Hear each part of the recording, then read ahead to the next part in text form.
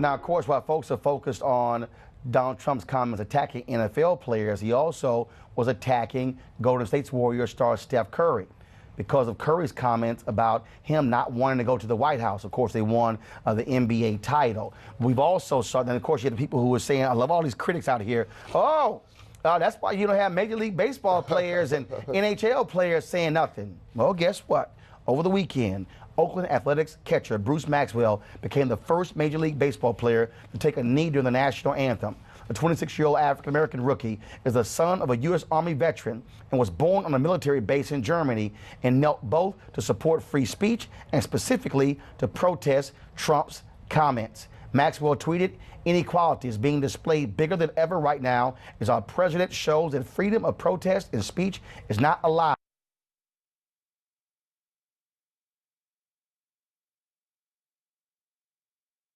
of a bitch." Ignorance from our president. The Oakland A's tweeted, "The Oakland A's pride ourselves on being inclusive. We respect and support all our players' constitutional rights and freedom of expression." Now, after Steph Curry said on Friday he didn't want to go to the White House, this is what Trump tweeted: "Going to the White House is considered a great honor for a championship team. Stephen Curry is hesitating, therefore invitation is withdrawn." Steph responded. Our president has the things that he said and the things that he hasn't said in the right times, that we won't stand for it. It's just kind of beneath, I think, a leader of a country to go that route. It's not what leaders do. Here's how LeBron James responded. He blasted Donald Trump. Yeah. He tweeted this: "You bum. Stephen Curry already said he ain't going, so therefore ain't no invite. Going to White House was a great honor until you showed up." Folks, that has gotten massive numbers of retweets and likes. I'm talking about exceeding 400,000. Then LeBron posted this on social media. Kind of, just a little frustrated, man. Just because this guy that we've put in charge has tried to divide us once again. Yes, also Chris Paul, who is, of course, the head of the NBA Players Association Union. With everything that's going on in our country, why are you focused in on who's kneeling and visiting the White House? In a second tweet, he said, "And I doubt that he's man enough to call any of those players a son of a bleep to their face." The Golden State Warriors tweeted that the team had intended to meet to consider a visit to the White House, but, quote, "President Trump has made it clear that we are not invited. We believe there is nothing more American than our citizens having the right to express themselves freely on matters important to them. We're disappointed that we did not have an opportunity to share our views or have open dialogue on issues impacting our communities that we felt it would be important to raise." Team coach Steve Kerr says he is not surprised by any of this. We would, in normal times, very easily be able to set aside political differences and go visit and have a great time, and that'd be awesome. But these are not ordinary times. Probably the most divisive times in my life. I guess since Vietnam, but I was just a kid. I don't remember too much about Vietnam. But because of the differences that exist in the country, the president made it really, really difficult for us to honor that institution. And our differences, I think, in terms of our team and our organization's values are so dramatically different. And I'm talking in terms of inclusion and civil discourse and dignity. And it's hard for us every day. We're seeing the things he's saying. I thought yesterday his comments about the NFL players was as bad as anything he has said to this point. So it's awful. You're talking about young men who are peacefully protesting police brutality and racism. The Warriors also released this statement saying they still are coming to Washington, D.C. And she said President Trump has made it clear that we are not invited. Again, we read the particular statement. So they're going to come to D.C., and they say they're going to still have an event dealing with the issue of inclusion. Now, on Friday night, I believe on Friday night, I tweeted something about that. And then what I did was saying that Mayor of D.C., Muriel Bowser, should present the Warriors, typically that jersey, and hold a rally.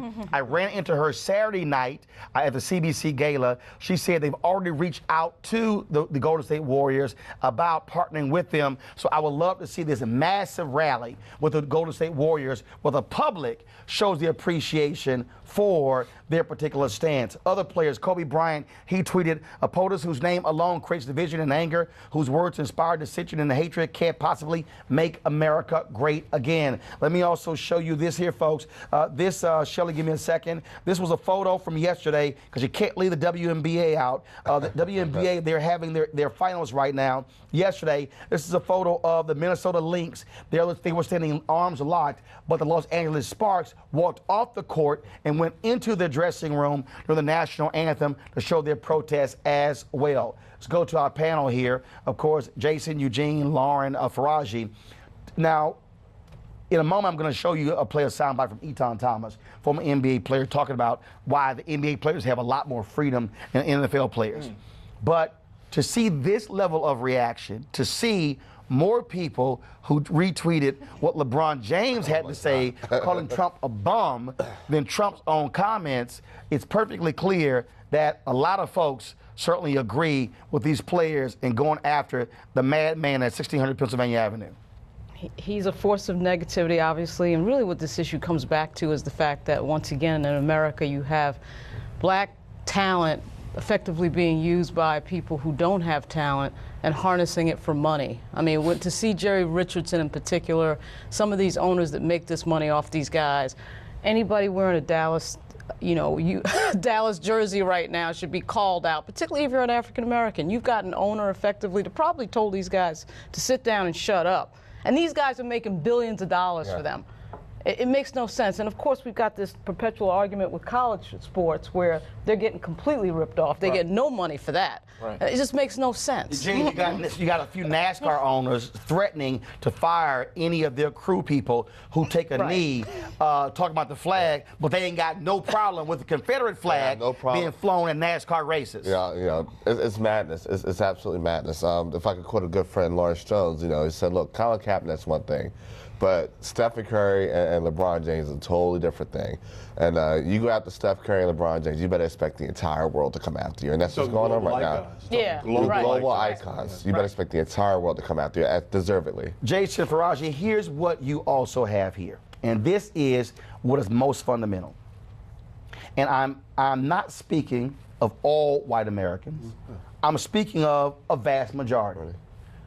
White Americans have never liked black folks demanding freedom, have never liked black folks protesting.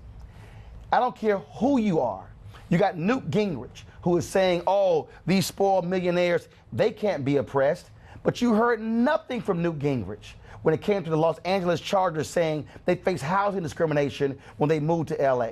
You heard nothing from Newt Gingrich about Mike Bennett when he had a gun put to his head by the cops in Las Vegas. And this is, you can go down the line. You can go back to 80s, 70s, 60s, 50s, 40s, 30s. You can go to the late 1800s, the 1700s, all the way back to 1619. They've never liked the fact that black folks have said, why do I have to fight for rights that you get when you were born? And especially, Roland, when you are a black millionaire athlete. Now you're perceived to be whining. You have everything. Why should you complain? You're not part of this group that's been disenfranchised. You're not part of this group that needs to fight for anything. You have everything. So even let's go to last night. Let's go to all these games around the NFL. These fans who are angry that these players are exercising their First Amendment rights, yet they're exercising their First Amendment rights booing these players. I mean, let's look at the irony of that. So, yeah, absolutely. Hold tight 1 second. I want you to pick up on that when we come back. We'll also hear from former NBA player Eton Thomas, who shares his thoughts on a panel we had at CBC last week. It is 20 before top of the hour. NewsOne Now continues our coverage over NFL protests. And, folks, don't get it twisted. This ain't about Trump. It's about police brutality. It's about criminal justice reform. It's about racism, discrimination in America. We don't forget what this is all about. We leave it to the other shows. Back in a moment. Weekdays on TV One. I will never lie to you. Oh, my God. Roland Martin. He doesn't want to talk to us. He wants to ignore us. Uncensored. Hell no. That ain't gonna cut it, boo. Unapologetic. No, that is fundamentally false. You are wrong. Unfiltered. He wants an America where we all look alike He ain't talking about black people. Unrelenting. You better go work out, because you got a fight on your hands. NewsOne Now with Roland Martin. Weekdays at 7 a.m. on TV 1.